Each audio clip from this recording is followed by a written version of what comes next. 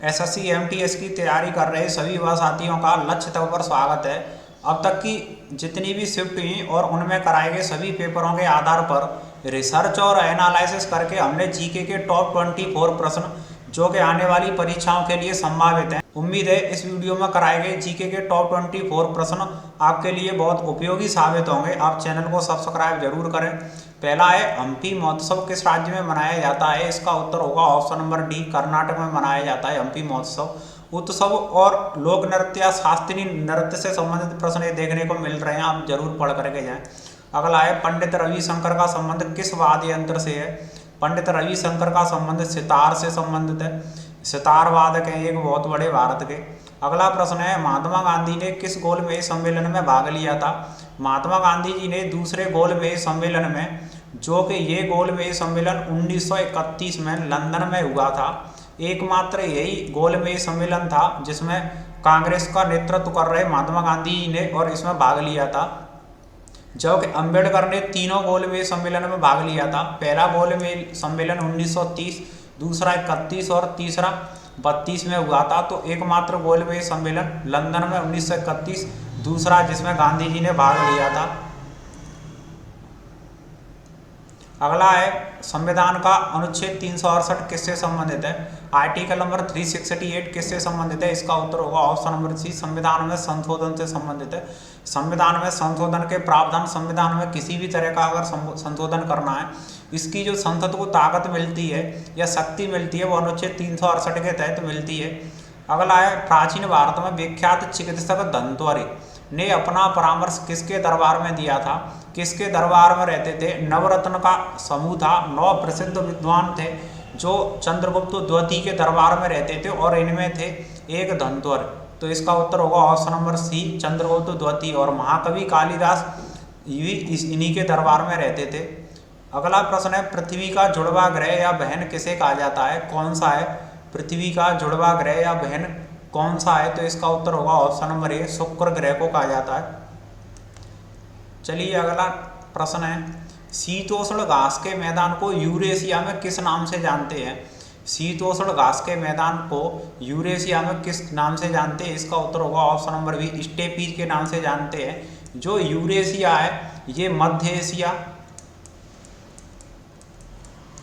और पूर्वी यूरोप को मिलाकर के, मध्य एशिया और पूर्वी यूरोप को मिलाकर के इसे यूरेशिया बोला जाता है। और यहाँ पर जो घास के मैदान पाए जाते हैं वो स्टेपीज के पाए जाते हैं। चलिए अगला है, चराई कर तथा गृह कर लगाने वाला प्रथम सुल्तान कौन सा था? दिल्ली सल्तनत में जिसने चराई कर और गृह कर लगाया था, इसका उत्तर होगा option number C, Alauddin Khilji ने लगाया था। अगला प्रश्न है, लोकसभा में राज्यवार सीटों का आवंटन किस जनगणना पर आधारित है? लोकसभा में राज्यवार सीटों का जो आवंटन है वो किस जनगणना पर आधारित है? इसका उत्तर होगा ऑप्शन नंबर डी, 1971 की जनगणना पर आधारित है। और 2026 तक प्रावधान है, कोई चेंज नहीं किया जाएगा। अगला है, कोई विधेयक धन विधेयक है या नहीं, इसका निर्णय कौन करता है? कोई विधेयक धन विधेयक है या नहीं, इसका निर्णय कौन करता है? इसका उत्तर होगा ऑप्शन नंबर बी, लोकसभा अध्यक्ष इसका डिसीजन या डिसाइड करता है कि कोई भी जो बिल है वो फाइनेंशियल है या नहीं। अगला प्रश्न है, सुब्रतो कप किस खेल से संबंधित है? सुब्रतो कप किस खेल से संबंधित है? इसका उत्तर होगा ऑप्शन नंबर ए, फुटबॉल से संबंधित है। अगला, एशियाई खेलों में स्वर्ण पदक जीतने वाली पहली भारतीय महिला कौन थी? एशियाई खेलों में स्वर्ण पदक जीतने वाली पहली भारतीय महिला, इसका उत्तर option number D, Kamaljeet Sandhu थी।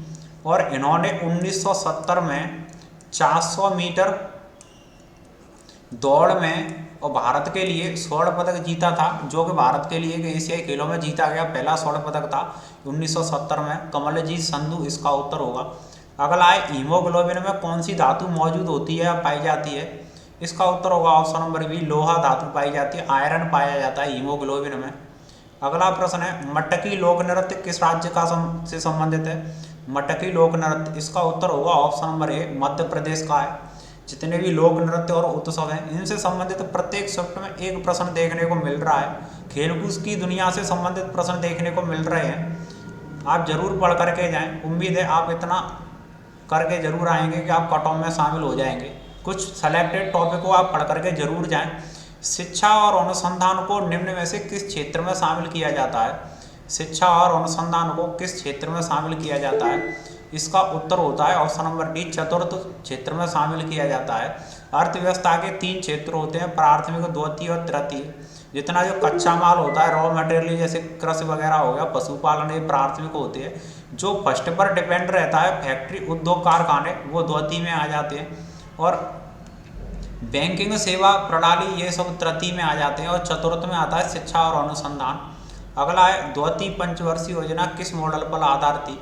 द्वितीय पंचवर्षीय योजना किस मॉडल पर आधारित थी? इसका उत्तर होगा option number C, Mahalanobis model पर आधारित थी। द्वितीय पंचवर्षीय योजना महालनोबिस। और द्वितीय पंचवर्षीय योजना में जो प्राथमिकता दी गई थी वो उद्योगों को दी गई थी, उद्योगों को दी गई थी, उद्योग धंधे। फर्स्ट जो पंचवर्षीय योजना थी उसमें कृषि और सिंचाई को ज़्यादा प्राथमिकता दी गई थी, जो डोमर मॉडल पर आधारित थी। चलिए अगला प्रश्न है, निम्नलिखित में से कौन सा स्वच्छ ईंधन का एक उदाहरण है? स्वच्छ ईंधन का कौन सा उदाहरण है इनमें से? तो इसका उत्तर होगा ऑप्शन नंबर बी, प्रोपेन। जो प्रोपेन है ये स्वच्छ ईंधन है, किसी भी प्रकार का पॉल्यूशन इसके द्वारा नहीं होता है, इसीलिए इसे स्वच्छ ईंधन की कैटेगरी में रखा जाता है और ये इसका एग्जाम्पल होता है। दुलहस्ती हाइड्रो पावर स्टेशन किस नदी पर है? Dulhasti hydro power station option number A, Chenab नदी पर है। इसका उत्तर होगा ऑप्शन नंबर ए, चेनाब नदी। आगे हम देख लेते हैं, हाल ही में पद्म पुरस्कारों में पद्म विभूषण कितनी हस्तियों को दिया गया था? पद्म पुरस्कारों में फरवरी 2023 में पद्म पुरस्कारों की घोषणा की गई और इसमें से कितने लोगों को पद्म विभूषण दिया गया था? इसका उत्तर होगा ऑप्शन नंबर डी, 6 महान हस्तियों को पद्म विभूषण से और नवाजा गया या सम्मानित किया गया था। अगला प्रश्न है, 19वां एशियाई 2023 खेल कहाँ आयोजित होगा? 19वां एशियाई 2023 कहाँ खेला जाएगा? इसका उत्तर होगा ऑप्शन नंबर चीन, ए होगा, चीन में खेला जाएगा, चीन के शहर में खेला जाएगा। अगला प्रश्न है 21वां, कौन सी रक्त कोशिकाएं कीटाणुओं से लड़ने में सहायक होती हैं, रोगों से बचाती हैं? कौन सी रक्त कोशिकाएं होती हैं? इसका उत्तर होगा ऑप्शन नंबर बी, श्वेत रक्त कोशिकाएं, जिनको हम WBC भी बोलते हैं, व्हाइट ब्लड सेल होते हैं।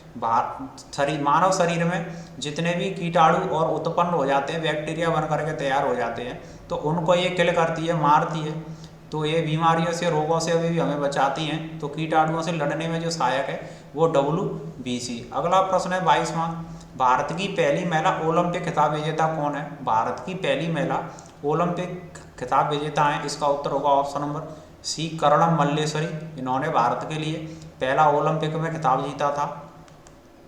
अगला प्रश्न है, कौन सा अनुच्छेद शिक्षा के अधिकार के प्रावधान को स्थापित करता है? शिक्षा का अधिकार किस अनुच्छेद में दिया गया है? इस तरह से भी पूछा जा सकता है। तो इसका उत्तर होगा ऑप्शन नंबर बी, अनुच्छेद 21 के ए में शिक्षा के प्रावधान को रखा गया है। इसका उत्तर ऑप्शन नंबर बी होगा। अगला प्रश्न है, मानव की आंख के रेटिना पर बनने वाला प्रतिबिंब होता है।